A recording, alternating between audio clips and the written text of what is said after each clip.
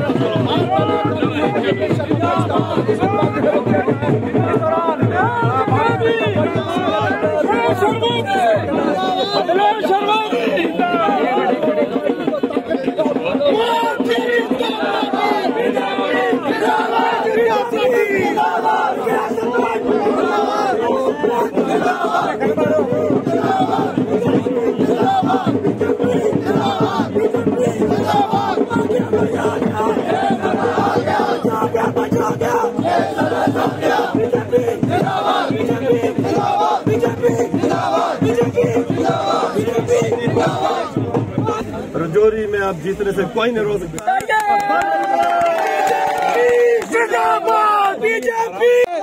ये भारतीय जनता पार्टी का प्यार है, लोगों का प्यार है। लोगों के साथ हम ठीक रहे हैं, लोग भी हमारे साथ ठीक रहे हैं। अब मैं 10 साल के बाद अपनी पार्टी में आ रहा हूँ। ये थोड़ी सी नाराज़गी थी, लेकिन हमने कोई पार्टी ज्वाइन नहीं की। दूसरी बात यह है कि आज पहला इलेक्शन हो रहा है 10 साल के बाद।